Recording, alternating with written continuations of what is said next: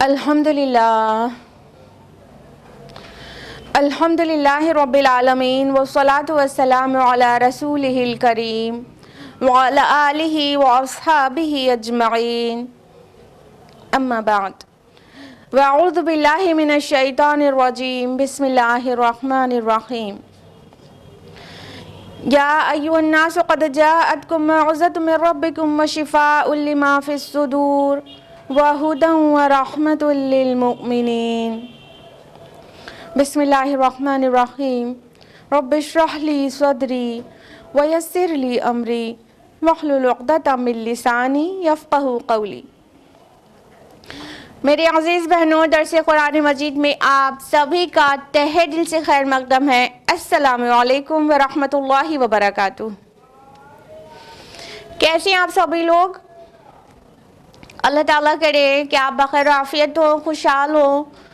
اللہ تعالیٰ کرے کہ آپ دنیا اور آخرت دونوں میں کامیابی اور سربلندی پائیں۔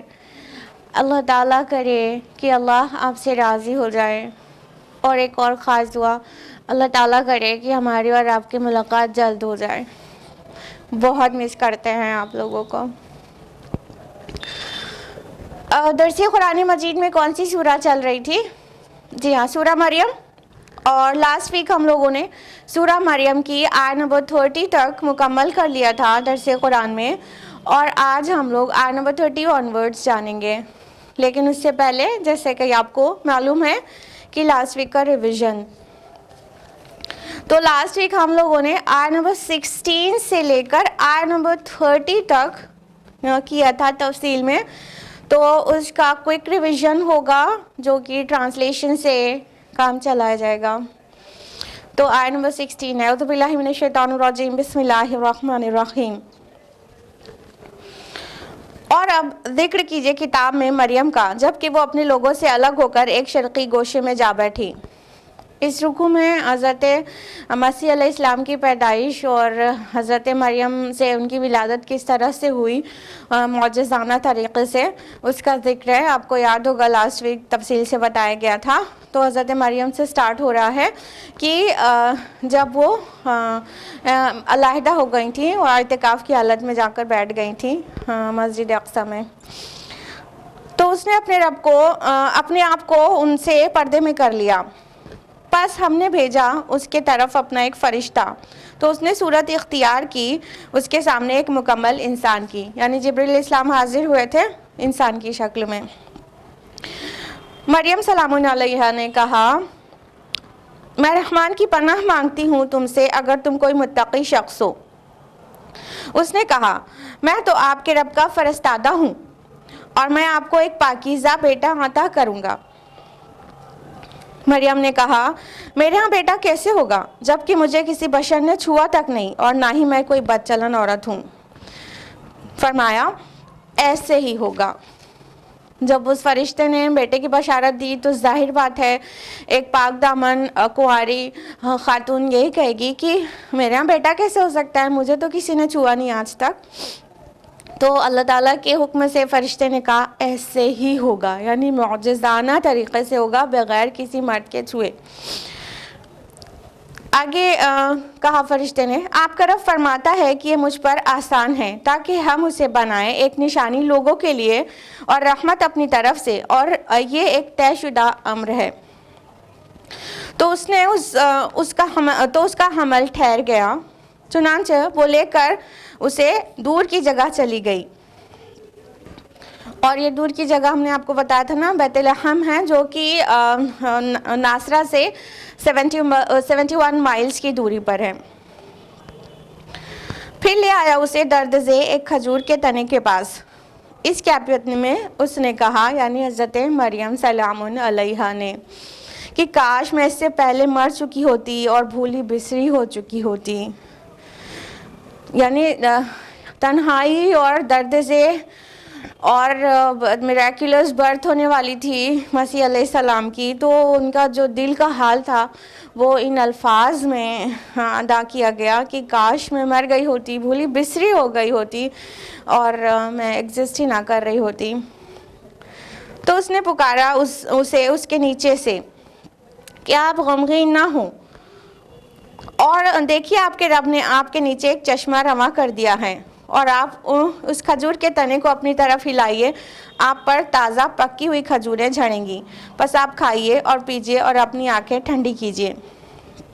تو فرشتے نے کہا، دونوں قول ہم نے آپ کو بتایا تھا، ابھی تفصیل میں جانے کا وقت نہیں ہے، مان کے چلے فرشتے نے کہا تھا، تو کہا فرشتے نے کہ آپ غم نہیں کریے اور کھائیے پیجیے اور اپنی آنکھیں ٹھنڈی کیجیے۔ اور مسیح علیہ السلام کی ولادت ہونے کے بعد ظاہر ہے بچے کے چہرے کو دیکھ کر ماں کو کس قدر سکون ملتا ہے، اس کی آنکھیں ٹھنڈی ہو جاتی ہیں۔ اور اگر آپ دیکھیں کہ کسی آدمی کو، تو اسے اشارے سے کہہ دیں کہ میں نے نظر مانی رحمان کے لیے روزے کی، لہٰذا میں بات نہیں کروں گی آج کسی انسان سے۔ پھر وہ لے آئی اس کو اٹھائے ہوئے اپنی قوم کے پاس، تو لوگوں نے کہا، اے مریم، یقیناً تم ایک طوفان گڑھ لائی ہو۔ اے ہارون کی بہن، نہ تو تمہارا والد برا آدمی تھا اور نہ ہی تمہاری والدہ بدکار تھی۔ تو اس نے اس بچے کی طرف اشارہ کر دیا۔ لوگوں نے کہا، ہم اس سے کیسے بات کریں جو گود میں پڑا بچہ ہے؟ اس نے کہا، یعنی مسیح علیہ السلام نے، میں اللہ کا بندہ ہوں، اس نے مجھے کتاب عطا کی ہے اور مجھے نبی بنایا ہے۔ یعنی حضرت مریم سلام اللہ علیہا کو حکم تھا کہ وہ بولنے کا روزہ رکھ لیں اور کسی سے بات نہ کریں، کسی کو جواب دینے کی ضرورت ہی نہیں پڑے گی۔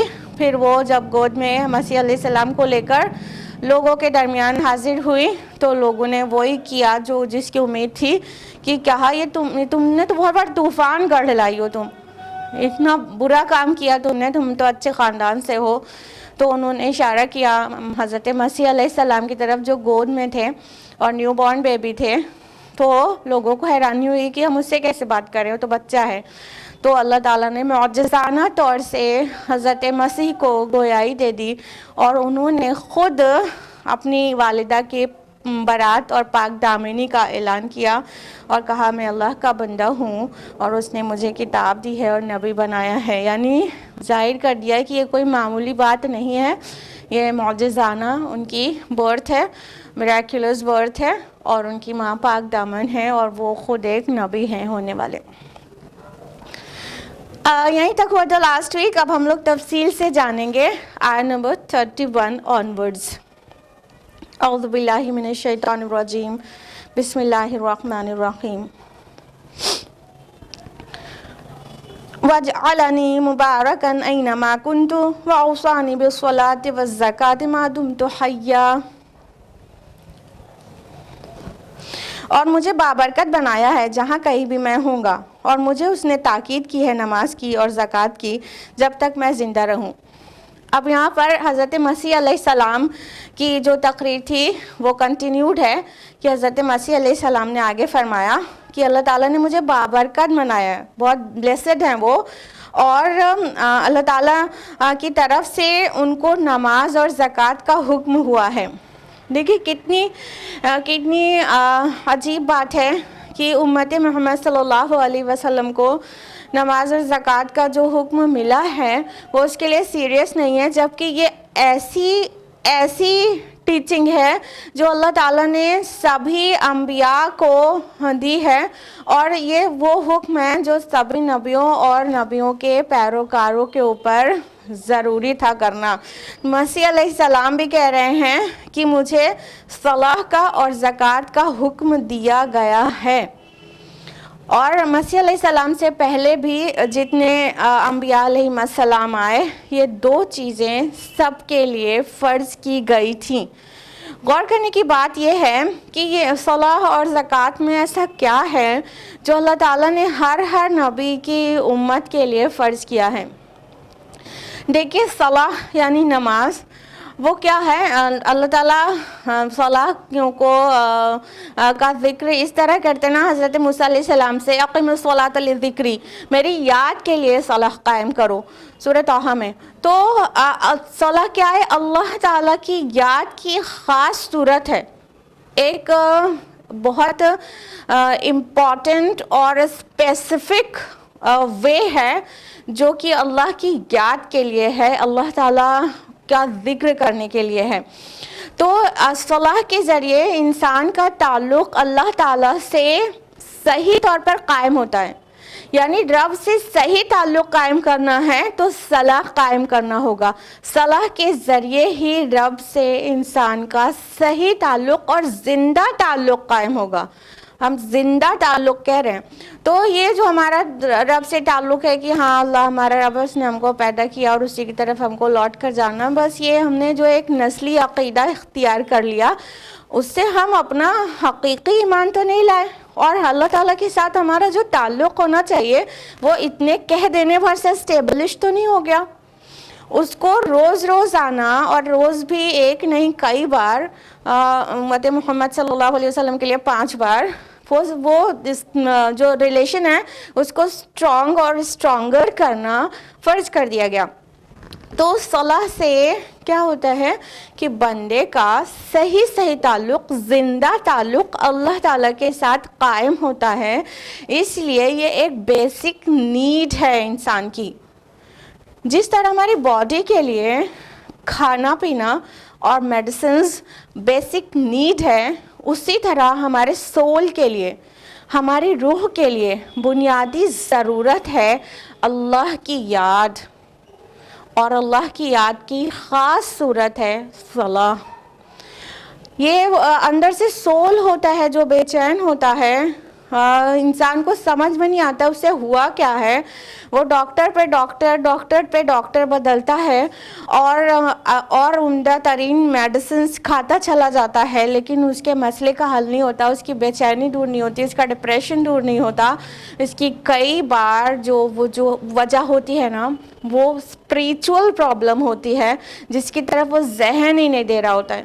تو یہ اسپریچول نیڈ ہے ہر انسان کی کہ اس کے اسپرٹ کو, اس کے سول کو, اس کی روح کو بھی نرشمنٹ ملے, اور وہ ملے گا صلاح سے, اللہ کے یاد سے. صلاح کے علاوہ بھی مختلف طرح سے اللہ تعالیٰ کو یاد کیا جا سکتا ہے, جیسے قرآن مجید کی تلاوت کر کے یا دل میں یاد کرنا, کھڑے بیٹھے لیٹے اپنی کروٹوں پر لیٹے اللہ تعالیٰ کو یاد کرنا. وہ عام صورتیں ہیں, لیکن صلاح نماز یہ بہت خاص صورت ہے.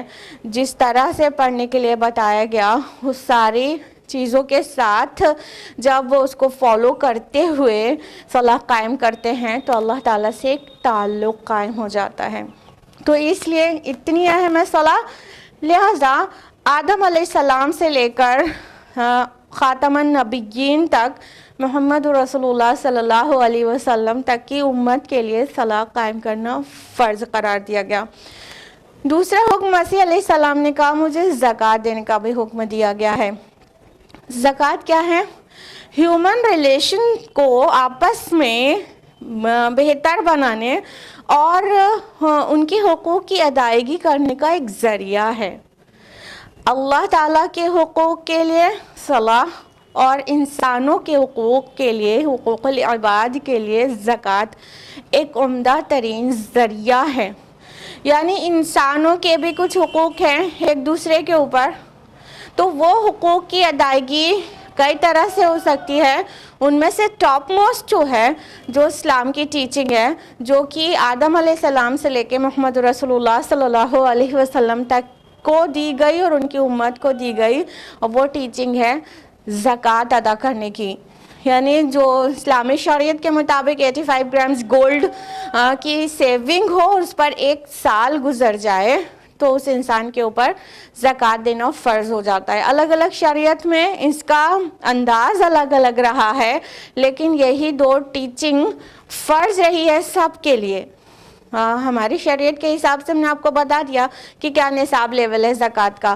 تو اسی طرح دوسرے نبیوں کے لیے نماز میں ان کو کیا پڑھنا تھا اور زکوٰۃ میں کتنا اماؤنٹ دینا تھا, وہ شریعتیں الگ الگ رہی ہیں, لیکن جو بیسک کمانڈمنٹ ہے اللہ سبحانہ و تعالیٰ کا وہ سیم ہے, وہ یہ کہ زکوٰۃ ادا کرنا ہے. تو زکوٰۃ سے کیا ہے کہ ہیومن ریلیشن بیٹر ہوتا ہے, آپس میں ایک دوسرے کے حقوق کی ادائیگی ہوتی ہے. اس لیے زکوٰۃ بھی فرض کی گئی ہے تمام انبیاء کے اوپر اور پیروکاروں کے اوپر.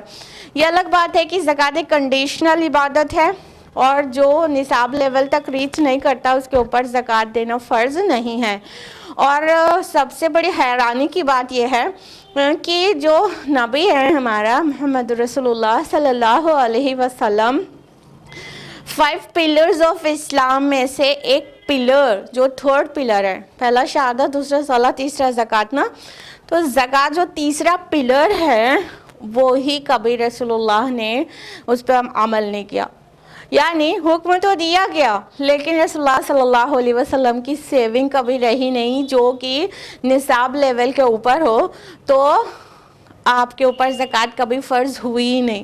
تو یہ وہ عمل ہے جو حکم تو دیا گیا مگر کیا نہیں گیا، اس کے لیے رسول اللہ صلی اللہ علیہ وسلم لائبل ہی نہیں تھے. کبھی آپ نے کوئی سیونگ نہیں کی، اور سیونگ کا بھی وہ اتنا اماؤنٹ جو زکوٰۃ کے لیے دینے کے لیے فرض ہے وہ کبھی نہیں کیا.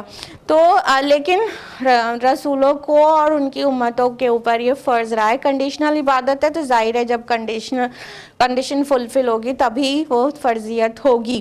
تو رسول اللہ صلی اللہ علیہ وسلم کے پاس تو سیونگ نہیں تھی لیکن ان کی امت کے پاس بہت بڑی بڑی سیونگ ہے. آئی ڈو نو. تو وہ امت کے لوگ زکوٰۃ دیں تو پوری دنیا کی غریبی مٹ جانے والی ہے. تو یہی بات کا حکم اللہ تعالیٰ نے حضرت مسیح علیہ السلام کو دیا تھا کہ وہ ان کے پیروکاروں کو صلاح قائم کرنا اور زکوٰۃ ادا کرنا فرض ہے. اگلی آیت ہے وَبَرًّا بِوَالِدَتِي وَلَمْ يَجْعَلْنِي جَبَّارًا شَقِيًّا، اور اس نے مجھے بنایا بھلائی کرنے والا اپنی والدہ کے ساتھ، اور اس نے مجھے تندخو بدبخت نہیں بنایا. عیسیٰ مسیح علیہ السلام آگے فرماتے ہیں کہ اور اللہ تعالیٰ نے مجھے اپنی والدہ کے ساتھ حسن سلوک کرنے والا بنایا ہے اور بدبخت نہیں بنایا، شقی نہیں بنایا.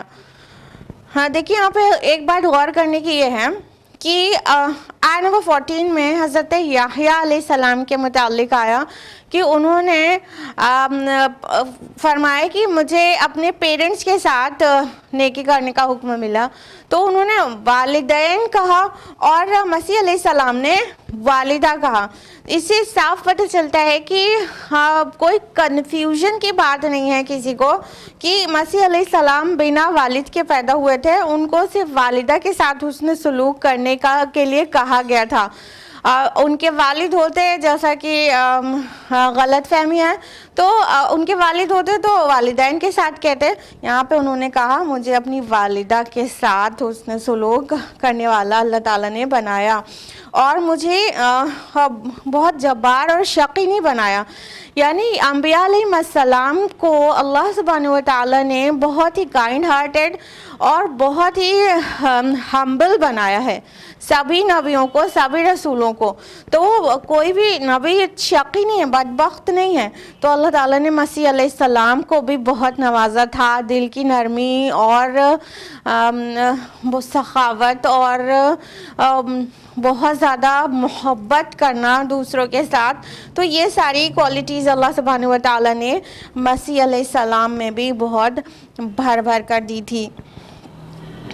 نیکسٹ آیا ہے آیت نمبر 33 وَالسَّلَامُ عَلَيَّ يَوْمَ وُلِدتُّ وَيَوْمَ أَمُوتُ وَيَوْمَ أُبْعَثُ حَيًّا، اور سلام ہے مجھ پر جس دن میں جنا گیا اور جس دن میں مروں گا اور جس دن مجھے اٹھایا جائے گا زندہ کر کے. مسیح علیہ السلام نے خود اپنے لیے یہ الفاظ کہے ہیں کہ سلام ہے مجھ پر جس دن مجھے جنا گیا اور جس دن میں مروں گا اور جس دن اٹھایا جاؤں گا. اس سے اسکالرز نے یہ بھی مسئلہ نکالا ہے کہ اگر انسان اپنے سے اپنی کوالٹیز کے بارے میں ذکر کرتا ہے، کچھ بھی ڈسکرائب کرتا ہے، لیکن اس کی نیت، اس کا ارادہ دکھاوے کا نہیں رہتا، نہ ہی تکبر کا رہتا ہے، تو یہ جائز ہے. تو مسیح علیہ السلام نے کیا فرمایا کہ سلام ہے ان پر، سراسر سلامتی ہے کہ سلام ہے ان پر جب کہ ان کو پیدا کیا گیا اور جب کہ وہ فوت ہوں گے اور جب کہ اٹھائے جائیں گے. اس میں ایک بات اور ہے غور کرنے کی، وہ یہ کہ عیسیٰ علیہ السلام بھی پیدا ہوئے ہیں، فوت ہوں گے اور پھر ان کا اسی طرح سے ریزریکشن ہوگا روز قیامت جس طرح سے تمام انسانوں کا ہوگا. یعنی وہ خدا نہیں ہیں, وہ سپر نیچرل نہیں ہیں, بلکہ وہ پیدا ہوئے ہیں اور وہ فوت ہوں گے اس لیے کہہ رہے ہیں کہ ابھی تو اللہ تعالیٰ نے انہیں زندہ اٹھا لیا ہے نا اپنی طرف, ابھی ان کی موت کا وقت نہیں آیا ہے. جب ان کی سیکنڈ کمنگ ہوگی, وہ دوبارہ زمین پر آئیں گے, تب وہ اس کے بعد ان کی موت کا وقت آئے گا تو وہ مریں گے, اور اس کے بعد جس طرح تمام ارواح کو اللہ سبحانہ و تعالیٰ روز آخرت اٹھائے گا, اسی طرح ان کو بھی زندہ کیا جائے گا. یہاں پر ایک واقعہ ہم کو یاد آ گیا, مولانا رحمت اللہ قیرانوی اور پال زینڈر کا جو ڈیبیٹ تھا اس کے متعلق. مسیحیت کا یہ عقیدہ ہے نا کہ عیسیٰ علیہ السلام نے تمام لوگوں کے گناہوں کی وجہ سے سولی پر چڑھ گئے, وہ کروسیفائی ہو گئے اور ان کی ڈیتھ ہوئی, پھر ان کا ریزریکشن ہوا. تو یہ عقیدہ ہے, اور جب تک سارے لوگوں کے گناہوں کی وجہ سے کروسیفائی ہوئے, جب تک یہ عقیدہ نہیں رکھیں گے عیسائی, جب تک وہ مانتے ہیں کہ ان کا سالویشن, ان کی نجات نہیں ہوگی. تو مولانا رحمت اللہ قیرانوی کا پال زینڈر کے ساتھ ڈیبیٹ ہوا, اور کس طرح سے ہوا, پال زینڈر للکارتا ہوا پوری دنیا میں گھوم رہا تھا کہ ایک کرسچن مشنری کہ پوری دنیا میں گھوم رہا تھا کہ ہے کوئی جو اس کے ساتھ ڈیبیٹ کرے. تو پال زینڈر ہندوستان بھی آئے اور مولانا رحمت اللہ قیرانوی کو بھی انہوں نے للکارا کہ مولانا صاحب لیٹس ڈیبیٹ. تو مولانا صاحب نے کہا کہ مجھے انگریزی نہیں آتی. تو کچھ مہینے کے بعد پال زینڈر واپس آتا ہے اور کہتا ہے مولانا صاحب اب مجھے اردو آتی ہے, آئیے ڈیبیٹ کریے. تو بہرحال مولانا رحمت اللہ قیرانوی ڈیبیٹ کے لیے ان سے تیار ہو جاتے ہیں اور دونوں کا ڈیبیٹ چل رہا ہوتا ہے. مولانا رحمت اللہ قیرانوی بار بار سمجھاتے ہیں, بار بار اپنا پوائنٹ ریز کرتے ہیں کہ عیسیٰ علیہ السلام کروسیفائی نہیں ہوئے, نہ ہی ان کا ریزریکشن ہوا, اور وہ اللہ کے بیٹے نہیں ہیں. لیکن پال زینڈر کنونس نہیں ہو رہا تھا.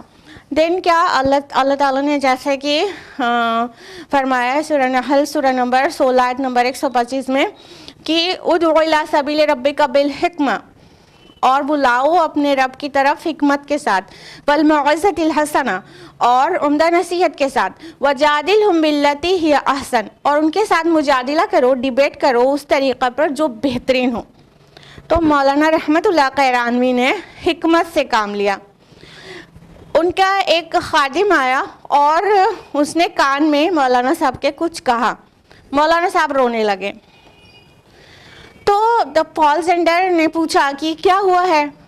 تو مولانا صاحب نے کہا کہ میرے خادم نے مجھے ابھی بھی خبر دی ہے کہ جبریل علیہ السلام کا انتقال ہو گیا ہے, یعنی جبریل علیہ السلام فوت ہو گئے. تو پال زینڈر کہنے لگے کہ مولانا صاحب کین اینجل ڈائی, ارے جبریل علیہ السلام تو فرشتے ہیں, کیا فرشتہ بھی مر سکتا ہے کبھی؟ تو مولانا صاحب نے کہا جب خدا مر سکتا ہے تو فرشتہ کیوں نہیں. یہ تھا ان کا حکمت بھرا جواب کہ ایک طرف تو عیسیٰ علیہ السلام کو خدا کہتے ہیں, پھر کہتے ہیں کہ ان کی ڈیتھ ہو گئی, پھر ریزریکشن ہوا, اور تمام لوگوں کے گناہوں کی وجہ سے کروسیفائی ہوئے اور پھر ان کا ریزریکشن ہوا. تو ایک طرف خدا بھی کہتے ہیں اور ان کے متعلق ان کا عقیدہ یہ ہے کہ ان کو موت آئی اور ان کا ریزریکشن ہوا. تو یہ تو بہت عجیب بات ہے. تو اس لیے مولانا صاحب نے حکمت سے کام لیا کہ جب خدا مر سکتا ہے تو فرشتہ کیوں نہیں, یعنی عیسیٰ علیہ السلام خدا نہیں ہے. اور قرآن کا جو عقیدہ ہے وہ جو اللہ تعالیٰ نے ہم لوگوں کو جو حقیقت واضح کر دی وہ کیا ہے کہ عیسیٰ علیہ السلام بھی انسانوں کی طرح پیدا ہوئے ہیں. یہ الگ بات ہے کہ ان کی برتھ میریکولس تھی, بنا مرد کے وہ پیدا ہوئے, لیکن وہ انسان تھے, وہ رسول تھے لیکن وہ انسان تھے. اور پھر اللہ تعالیٰ نے ان کو زندہ اپنی طرف بلا لیا, اٹھا لیا, اور پھر ایک دن آئے گا کہ وہ واپس آئیں گے اور اپنی جو لائف ہے اسے کمپلیٹ کریں گے, پھر ان کی ڈیتھ ہوگی اور پھر روز قیامت اسی طرح اٹھائے جائیں گے جس طرح تمام ارواح کو اللہ تعالیٰ زندہ کر کے اٹھائے گا. تو یہاں پر یہ بات خود بخود ثابت ہو جاتی ہے, ظاہر ہو جاتی ہے کہ عیسیٰ علیہ السلام کو بھی موت آئے گی. نیکسٹ آیا ہے ذالک عیسی ابن مریم قول الحق الذی فیہ یمترون. یہ ہے عیسیٰ ابن مریم, یہ ہے حق بات جس کے بارے میں لوگ شک کرتے تھے. اللہ سبحانہ تعالیٰ نے فرمایا کہ یہ ہیں عیسیٰ ابن مریم. مطلب کیا کہ عیسیٰ مسیح علیہ السلام کے متعلق جو بھی غلط عقائد ہیں وہ سب کی کچھ بھی حقیقت نہیں. جو سچائی ہے وہ یہ ہے جو قرآن نے بتا دیا, جو قرآن نے واضح کیا. عیسیٰ علیہ السلام بس اتنے تھے, یعنی عیسیٰ علیہ السلام خدا نہیں ہے, عیسیٰ علیہ السلام 3 میں کے تیسرے نہیں ہیں. عیسیٰ علیہ السلام انسان تھے, رسول تھے. بنا والد کے پیدا ہونے سے اس کا مطلب یہ نہیں ہوتا کہ وہ انسان خدا بن جائے اور یا نعوذ باللہ خدا کا بیٹا بن جائے. آدم علیہ السلام تو بنا والد اور والدہ کے پیدا ہوئے تھے, تو کیا وہ اور بڑے خدا ہیں؟ تو اس لیے عیسیٰ علیہ السلام کے متعلق ساری وضاحت کرنے کے بعد اللہ تعالیٰ فرما رہے یہ ہیں عیسیٰ ابن مریم. یعنی عیسیٰ علیہ السلام صرف یہ تھے, اور یہ ہے وہ حق بات جس میں لوگ شک کرتے ہیں اور توڑ مروڑ کر پیش کرتے ہیں. یہاں آیا ہے قول الحق الذی فیہ یمترون. یمترون مطلب امترا سے ہے. امترا کا معنی ہوتا ہے بکری کے تھن کو اچھی طرح سے نچوڑنا, خوب اسکویز کر کے نچوڑ کے نکال لینا. یعنی امترا وہ چیز ہے جو کسی چیز کو ٹویسٹ کر کے اور بہت توڑ مروڑ کے کچھ کا کچھ بنا دیا جائے تو وہ امترا کہلاتا ہے. تو یمترون کہا گیا کہ یہ لوگ مطلب توڑ مروڑ کر اور کچھ بات کو کچھ بنا کر پیش کرتے ہیں اور اس کے متعلق شک میں پڑے ہوئے ہیں. جو اصل حقیقت ہے وہ اللہ سبحانہ و تعالیٰ بیان کر رہے ہیں کہ یہ تھے عیسیٰ ابن مریم اور صرف اتنے ہی تھے. مسیحت کا جو عقیدہ ہے وہ کیا ہے, وہ کرسچینٹی کہا جاتا ہے نا. اس کو کرسچینٹی کہنے کے بجائے پولنٹی کہنا زیادہ سیٹیبل ہوگا, کیونکہ جو موجودہ عیسائیت کا جو عقیدہ ہے اور جو عمل ہے اس میں مسیح علیہ السلام کی جو ٹیچنگز تھی وہ کم اور پال کی جو ٹیچنگز تھی وہ زیادہ ہے. تو یہ مطلب پولنٹی ہے, کرسچینٹی نہیں. Christ piece be upon him کی ٹیچنگز نہیں ہیں بلکہ پال کی ٹیچنگز ہیں.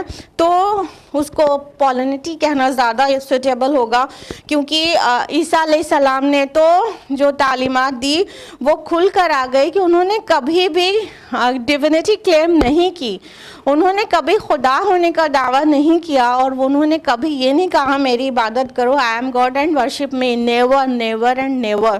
تو عیسیٰ علیہ السلام کے متعلق جو بھی غلطیاں تھیں وہ قرآن نے پورے ریکٹیفائی کر ہمارے سامنے حقیقت کو واضح کر دیا.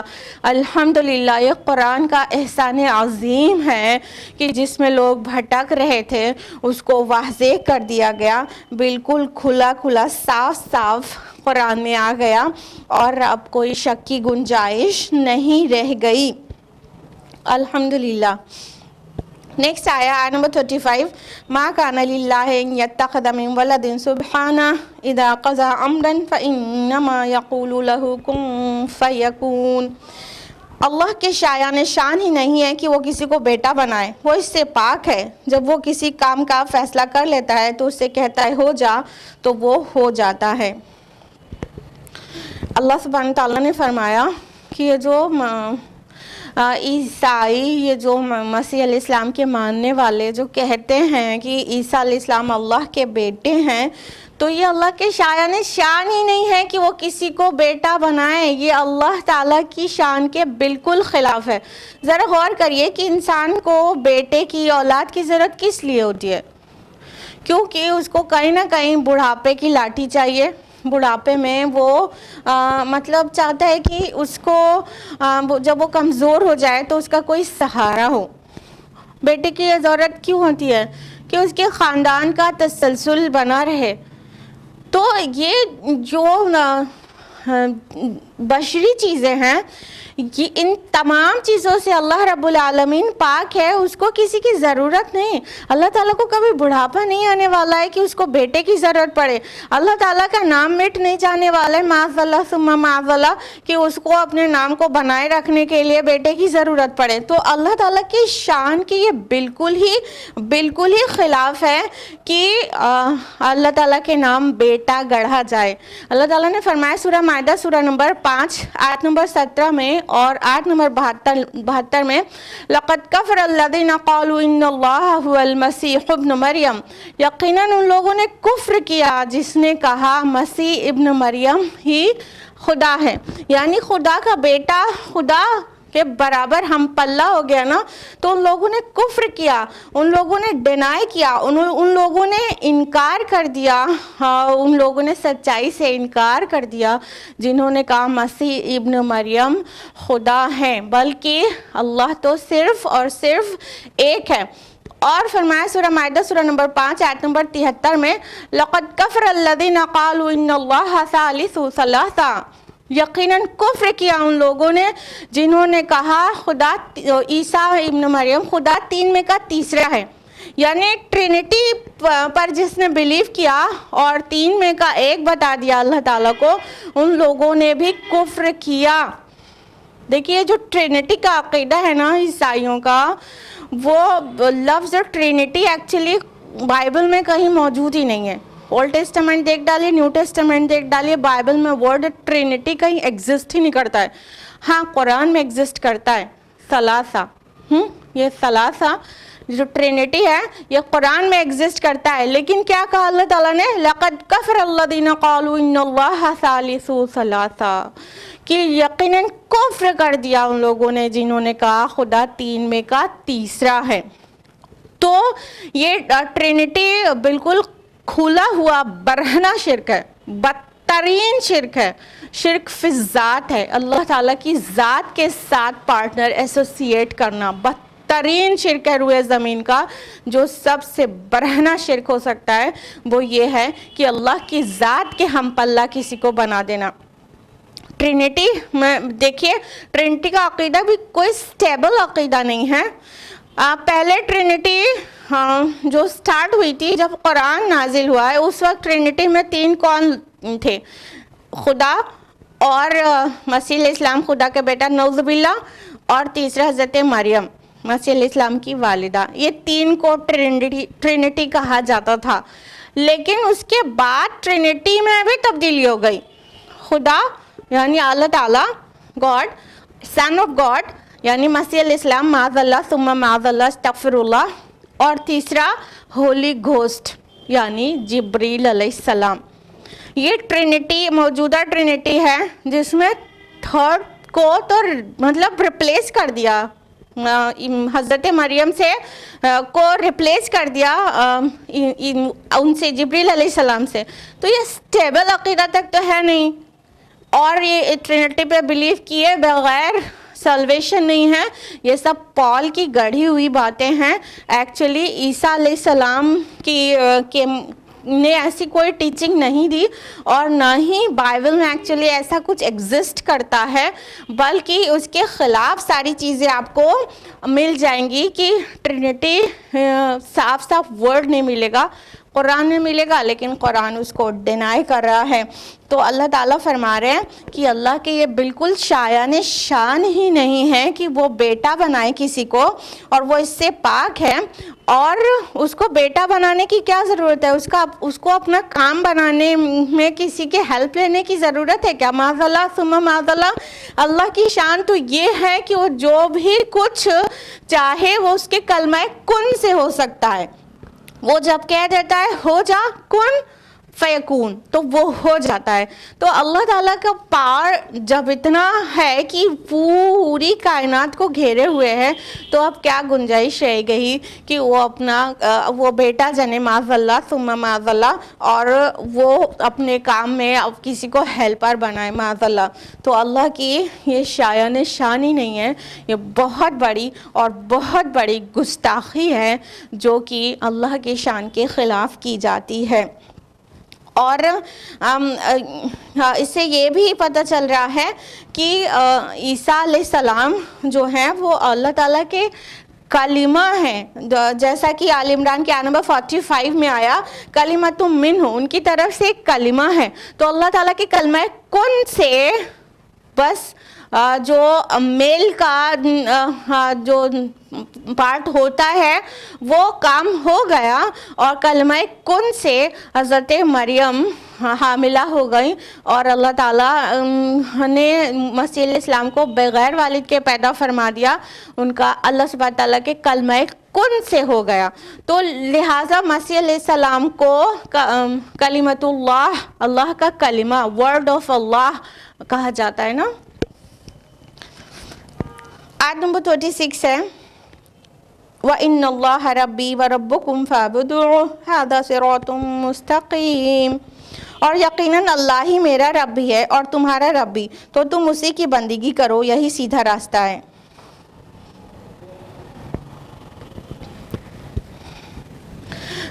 مسیح علیہ السلام نے کیا کہا تھا؟ ان اللہ ربی و ربکم, بے شک اللہ ہی میرا رب بھی ہے اور اللہ ہی تمہارا رب بھی ہے. مسیح علیہ السلام نے کبھی نہیں کہا کہ I am the God, and کبھی نہیں کہا کہ worship me. He never claimed divinity. انہوں نے خدا ہونے کا دعویٰ نہیں کیا کبھی, بلکہ انہوں نے کیا کہا؟ ان اللہ ربی و ربکم, اللہ ہی میرا رب بھی ہے اور تمہارا رب بھی ہے. انفیکٹ یہ اس بات کی صحیح عکاسی ہے جو عبرانی زبان میں آپ دیکھیں, اس کا ٹرانسلیشن بائبل جو ہے موجودہ وہ اولڈسٹ اسکرپٹ جو ہے وہ گریک ملتی ہے. عبرانی میں تو اب ایگزسٹ نہیں کرتی ہے. جو اولڈسٹ اسکرپٹ ہے وہ گریک ہے, اور پھر اس کے بہت سارے اور ڈفرینٹ ٹرانسلیشنز ہیں تو مختلف زبانوں میں.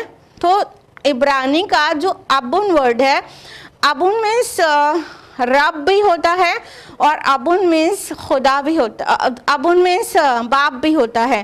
تو یہ اس طرح سے جو عیسیٰ علیہ السلام کے نام یہ جو الفاظ رکھتے ہیں کہ عیسیٰ علیہ السلام مائی فادر کہتے ہیں, تو اس کا سب سے صحیح سمجھ اس کی یہی ہے کہ وہ اس لیے مائی فادر کہتے ہیں کیونکہ وہ جو ابن ورڈ ہے عبرانی زبان کا, ہبریو کیا, اس کی میننگ فادر بھی ہوتی ہے اور اس کی میننگ خدا بھی ہوتی ہے, رب بھی ہوتی ہے.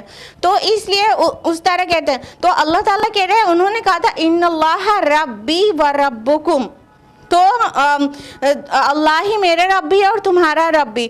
اب اس کو اگر اس طرح سے ٹرانسلیٹ کیا جائے, اللہ ہی میرا باپ بھی ہے اور تمہارا باپ بھی, اور باپ بامانہ رب ہو, تو کوئی حرج کی بات نہیں ہے. تو اس طرح بائبل میں بہت جگہ پر آپ کو ملے گا کہ عیسیٰ علیہ السلام نے مائی فادر کہا ہے, جیسے کہ gospel of John chapter number 14 verse number 28, my father is greater than I. اور gospel of John chapter number 10 verse number 29, my father is greater than all. عیسیٰ علیہ السلام کئی جگہ اللہ تعالیٰ کو مائی فادر کہتے ہیں, جس طرح بائبل کا ٹرانسلیشن ہے, جس طرح प्रेजेंट डे बाइबल में इंग्लिश ट्रांसलेशन है, न्यू इंटरनेशनल वर्जन हो गया, किंग जेम्स वर्जन हो गया, तो उसमें आपको माय फादर हर जगह मिलेगा। लेकिन अगर आप पढ़ें book of Romans chapter number 8 verse number 14, तो उसमें ईसा अलैहिस्सलाम कहते हैं जो अल्लाह की बात मानता है वो अल्लाह का बेटा है। तो इस माना में कोई हर्ज नहीं है मानने में कि ईसा अलैहिस्सलाम माय फादर कहते हैं अगर मेरा बाप, तो कोई हर्ज नहीं है कि जो अल्लाह की बात मानता है, जो फर्मा बरदार है गॉड का, जो ओबीडियंट है गॉड का, वो अल्लाह का बेटा है। तो इस माना में अगर वो माय फादर कहते हैं then there is nothing wrong. और ना सिर्फ मसीह अलैहिस्सलाम अल्लाह ताला को माय फादर कहते हैं, बल्कि दीगर अंबिया भी, जो बाइबल की लैंग्वेज है, जो अंदाज है, दीगर नबियों के नाम भी आया है कि उन्होंने खुदा को माय फादर कहा है। तो क्या वो सब खुदा के बेटे थे? क्या वो भी खुदा के जने हुए बेटे थे? माज़अल्लाह सुम्मा माज़अल्लाह। इब्राहिम अलैहिस्सलाम वो भी कहते हैं, तो क्या वो भी बिगॉटन सन थे? माज़अल्लाह। तो अब कहेंगे हमारे ईसाई भाई बहन, नहीं, वो बिगॉटन सन नहीं थे, लेकिन Jesus he was the begotten son of God. अस्तगफिरुल्लाह। तो बात ये नहीं है, बात ये है कि ईसा अलैहिस्सलाम एहतराम में अगर बाय फादर कहते हैं और उसका मतलब होता है कि वो बहुत फरमाबरदार हैं अल्लाह के, और जो भी अल्लाह की फरमाबरदारी करता है वो अल्लाह का बेटा है, तो we Muslims have got no objection. लेकिन अगर वो कहते हैं बिगॉटन सन थे, तो वो वी हैव स्टॉन्च ऑब्जेक्शन, क्योंकि कुरान कहता है कि अल्लाह के शायान शान ही नहीं है कि उसके बेटा हो, बल्कि वो इस चीज़ से पाक है। ये तो अल्लाह ताला के नाम बहुत बुरी और बहुत भारी बात है। अभी आयत नंबर 90 से 92 में आएगा आगे। नेक्स्ट आया है आयत नंबर 37। फ़ख्तलफ़ल अहज़ाबु मिन बैनिहिम फ़वैलुल लिल्लज़ीना कफ़रू मिन मशहदि यौमिन अज़ीम। फिर इख्तिलाफ़ात पैदा कर लिए मुख्तलिफ़ गिरोहों ने आपस में, तो बर्बादी है उन काफिरों के लिए उस बड़े दिन की पेशी से। अल्लाह ताला आगे फरमा रहे कि फिर क्या हुआ कि ईसा अलैहिस्सलाम ने क्या कहा था कि इबादत करो मेरी, इबादत करो अल्लाह की, जो मेरा रब्बी है और तुम्हारा रब्बी। लेकिन उसके बाद भी लोगों ने इख्तिलाफ़ किया और गिरोह दर गिरोह हो गए, मुख्तलिफ़ गिरोह हो गए। अच्छा, यहाँ पे गिरोह से मुराद ईसाइयों के अंदरूनी गिरोह भी हैं, क्योंकि ईसाई बज़ाहिर ईसा अलैहिस्सलाम के फॉलोअर्स को कहते हैं, लेकिन वो अंदर से बहुत ज़्यादा डिवाइडेड हैं। एक तो दो बहुत बड़ी बाइफर्केशन जो है प्रोटेस्टेंट्स और कैथलिक की, उसके अलावा प्रोटेस्टेंट्स अंदर से और कैथलिक्स अंदर से बहुत सारे सेक्ट्स में डिवाइडेड हैं।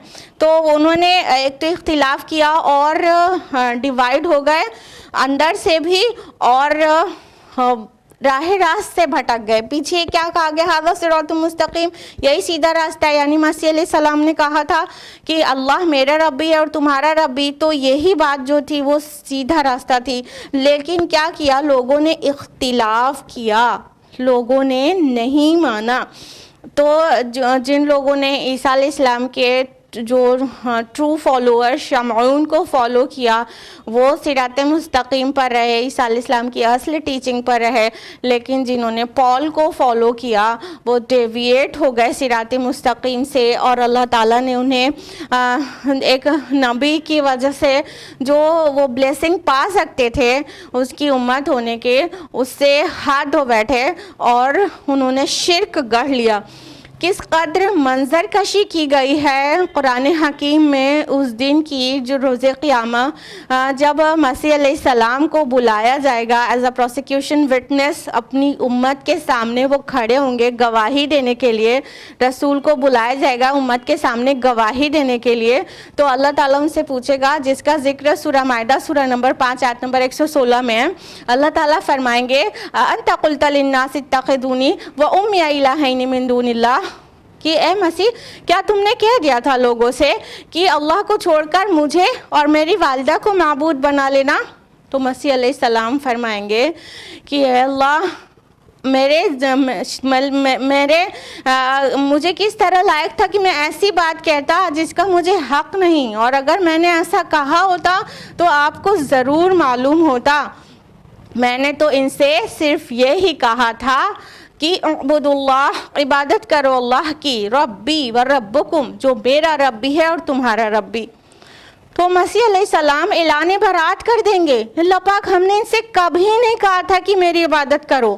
یہ اللہ تعالیٰ مطلب عدالت لگائے گا تو وہ مطلب پورا جس طرح عدالت کی پروسیسنگ ہوتی ہے وہ پوری پروسیسنگ ہوگی۔ اللہ تعالیٰ جانتے ہیں کہ انہوں نے کبھی نہیں کہا تھا ورشپ می، بلکہ انہوں نے کہا تھا کہ عبادت کرو اللہ کی، جو میرا رب بھی ہے اور تمہارا رب بھی۔ نبی کو فالو کیا جائے گا لیکن ورشپ نہیں کیا جائے گا، عبادت نہیں کی جائے گی۔ تو اللہ تعالیٰ روز قیامہ جب وہ ان کی قوم کا حساب کا وقت آئے گا تو عیسیٰ علیہ السلام سے پوچھیں گے کیا تم نے کہہ دیا تھا، جبکہ وہ جانتے رہیں گے اللہ تعالیٰ کی مسیح نے ایسا بالکل نہیں کہا تھا، لیکن وہ پوچھا جائے گا۔ عدالت کی کارروائی اس طرح سے ہوگی، پوری منظر کشی ہے ایکچولی مائدہ کی جو آخری آیات ہیں، کہ کیا تم نے کہہ دیا تو وہ صاف انکار کر دیں گے کہ اللہ پاک میرے کہاں ہے، میرے یہ بات کہنا میرے حق ہی نہیں تھا کہ میں کہوں کہ عبادت میری یا میری والدہ کی کرو، میں نے تو ان سے صرف یہی کہا تھا اعبدوا اللہ، عبادت کرو اللہ کی، ربی و ربکم، جو میرا رب بھی ہے اور تمہارا رب بھی۔ تو عیسیٰ علیہ السلام اعلان برات کر دیں گے، پھر وہ سارے کے سارے پھنس جائیں گے جنہوں نے مسیح علیہ السلام کو خدا کہا۔ بلکہ اللہ تعالیٰ نے ہمیشہ روکا ہے اس بات سے کہ دین میں کوئی بھی چیز بڑھاؤ مت۔ اللہ تعالیٰ فرماتے ہیں سورہ نساء سورہ نمبر 4 آیت نمبر 171 میں، یا اہل الکتاب، اے اہل کتاب، لا تغلوا فی دینکم، کہ دین میں غلو مت کرو، دین میں زیادتی مت کرو۔ اللہ تعالیٰ نے دین میں زیادتی کرنے سے منع کیا۔ یہ دین میں زیادتی نہیں تو اور کیا ہے کہ اللہ کے نبی نے، اللہ کے رسول نے اللہ کی عبادت کی طرف بلایا، لیکن ان کے فالوورز کہہ رہے ہیں کہ انہوں نے ڈیونٹی کلیم کی، وہ خدا کے بیٹے تھے اور انہوں نے خدائی کا دعویٰ کیا اور وہ بھی خدا ہیں اور خدا کا جز ہیں۔ بیٹا ہونا ہم پلہ ہونا ہوتا ہے نا، جبکہ حقیقت حال کیا ہے؟ قل هو اللہ احد، کہو کہ اللہ ایک ہے، اللہ الصمد، اللہ بے نیاز ہے، ہی از ایبسلیوٹ اینڈ ایٹرنل، لم یلد ولم یولد، نہ کسی سے جانا نہ کسی کو جانا، ولم یکن لہ کفوا احد، اور اس کے جیسا کوئی بھی نہیں ہے، there is nothing like him، کوئی بھی نہیں ہے۔ تو جب اللہ تعالیٰ کے بیٹا بنا دیا جائے گا تو اس کے ہم پلہ اس کے کفو میں آ جائے گا نا، اس کے برابری میں آ جائے گا نا۔ تو یہ تو بالکل بھی نہیں ہو سکتا کہ اللہ کے ہم پلہ کوئی ہو، بلکہ اس دن کے عذاب سے ڈرایا گیا ہے کہ اس بڑے دن کا جو عذاب ہوگا تو اختلاف کرنے والوں کوئی کا ہوش ٹھکانے آ جائے گا۔ آیت نمبر 38 میں ہے، اسمع بہم وابصر یوم یأتوننا لیکن الظالمون اليوم فی ضلال مبین۔ کیا ہی اچھا وہ سن رہے ہوں گے اور کیا ہی اچھا وہ دیکھ رہے ہوں گے جس دن وہ ہمارے پاس آئیں گے، لیکن آج یہ ظالم کھلی گمراہی میں مبتلا ہیں۔ اللہ تعالیٰ فرما رہے ہیں کہ جب روز قیامت وہ ہمارے پاس آئیں گے تو وہ تب بہت صحیح سن رہے ہوں گے اور بہت صحیح دیکھ رہے ہوں گے۔ یعنی انسان دنیا میں سب کچھ دیکھ کر بھی اندیکھا کر دیتا ہے اور سب کچھ سن کر بھی انسنی کر دیتا ہے۔ یعنی قرآن مجید نازل ہو گیا، قرآن کی ٹیچنگز بھی ابھی پہنچ رہی ہیں نصارہ کو، ان کے پاس حقائق کو واضح کرنے کے لیے داعیان اسلام پہنچ رہے ہیں، رسول اللہ نے بگن کیا اور یہ دعوت کا کام چل رہا ہے، اور کئی طرح سے واضح ہو جاتا ہے ڈیبیٹس میں اور ایسے ہی پبلک پروگرامس میں اور ٹیبل ٹاک میں 1-to-1 ٹاک میں سب طرح سے واضح کیا جاتا ہے کہ اللہ تعالیٰ تو ایک ہے اور اس کے بیٹا نہیں ہو سکتا، اور یہ جو عقیدہ ہے ٹرینٹی کا وہ محض باطل ہے.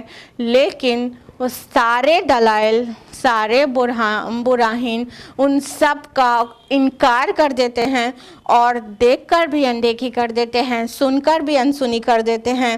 تو اللہ تعالیٰ فرما رہے ہیں کہ ابھی چاہے جتنی انسنی کر لیں اور چاہے جتنی اندیکھی کر لیں، جب روز قیامت ہمارے پاس آئیں گے نا، تب خوب اچھی طرح سے دیکھ رہے ہوں گے، خوب اچھی طرح سے سن رہے ہوں گے.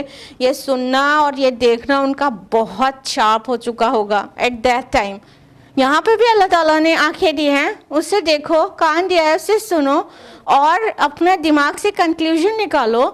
غلط عقیدے پر یا غلط کام پر عمل پر ہے تو اس کو چھوڑ دے انسان، اور جو حق ہے اسے قبول کرے. یہ آنکھوں اور کانوں کا کوئی فائدہ ہونا چاہیے، خصوصاً اخروی فائدہ ہونا چاہیے، لیکن نہیں، یہ آنکھ اور یہ کان تو حیوانی آنکھ اور کان ہیں، جیسے جانوروں کے ہوتی ہیں، حیوان کے ہوتی ہیں. وہ دیکھتے ہیں سنتے ہیں مگر سمجھتے کچھ بھی نہیں. اولئک کالانعام بل ہم اضل، یہ چوپائے ہیں، چوپائے، بلکہ اس سے بھی زیادہ گمراہ. تو انسانوں کی بھی ایک بہت بڑی تعداد ایسی ہے جو چوپایوں جیسا ریسپانس دیتی ہے کہ اللہ تعالیٰ نے اسے آنکھیں دی ہیں پر اس سے دیکھتے نہیں، کان دیا ہے پر اس سے سنتے نہیں. لیکن روز قیامت جب ان کے پاس حقیقتیں کھل جائیں گی، وہ جو چیزیں پردہ غیب میں ہیں کھل کر سامنے آ جائے گی، تو کیا ہی تیز نظر ہو جائے گی، کیا ہی تیز سماعت ہو جائے گی. پھر خوب سنیں گے اور خوب دیکھیں گے. لیکن آج کیا ہے، آج ظالم لوگ گمراہی میں مبتلا ہیں. کہنے کا مطلب ابھی یہ ماننے کو تیار نہیں ہے. بہتوں کو مٹیریلزم نہیں ماننے دیتا، دنیا کی محبت، مال کی محبت نہیں ماننے دیتی. بہتوں کو اپنے گھر اور خاندان اور والدین کی محبت اور اپنے سوسائٹی کی کا پریشر یہ ماننے نہیں دیتا. تو کوئی نہ کوئی ورلڈلی ریزن بن جاتا ہے جو حق کو انسان قبول کرنے سے رک جاتا ہے. لیکن یہ بہت بھاری پڑ جائے گا، بہت بھاری پڑ جائے گا روز آخرت، کیونکہ یہ بہت ہی باطل عقیدہ ہے کہ اللہ تعالیٰ کے اولاد قرار دے دیا گیا مسیح علیہ السلام کو. اگلی آیت ہے وَأَنذِرْهُمْ يَوْمَ الْحَسْرَةِ إِذْ قُضِيَ الْأَمْرُ وَهُمْ فِي غَفْلَةٍ وَهُمْ لَا يُؤْمِنُونَ. اور اے نبی صلی اللہ علیہ وسلم، آپ انہیں خبردار کر دیجئے اس یوم حسرت سے جب ہر معاملے کا فیصلہ کر دیا جائے گا.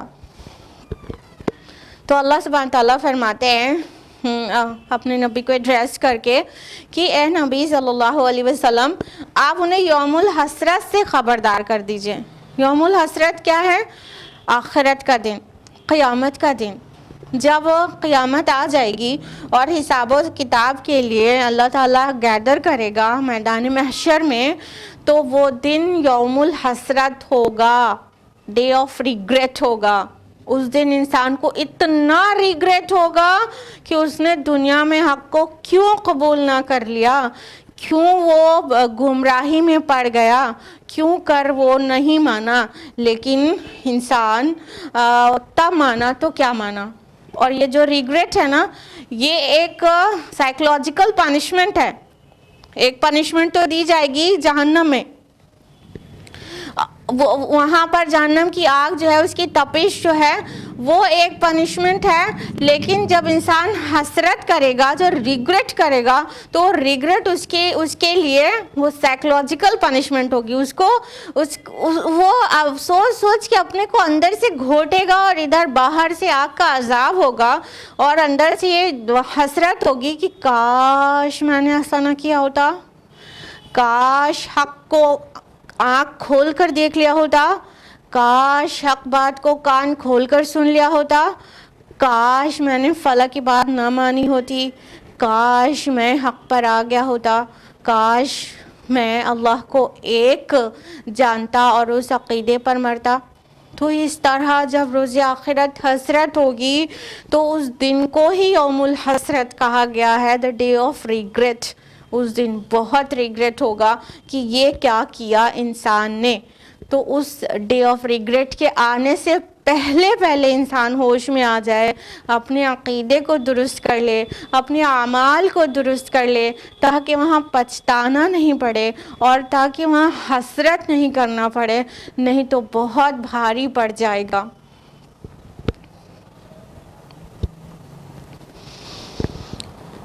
نیکسٹ آیا ہے اِنَّا نَحْنُ نَرِثُ الْأَرْضَ وَمَنْ عَلَيْهَا, یقیناً ہم ہی وارث ہوں گے زمین کے اور جو کوئی اس پر موجود ہے.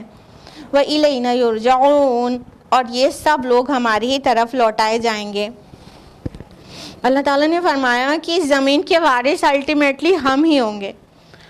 ایکچولی زمین کا وارث اور اس کی اونرشپ بھی اللہ تعالیٰ کی ہے, اور ملکیت بھی اللہ تعالیٰ کی ہے, اور میراث بھی اللہ تعالیٰ کی ہے آج بھی.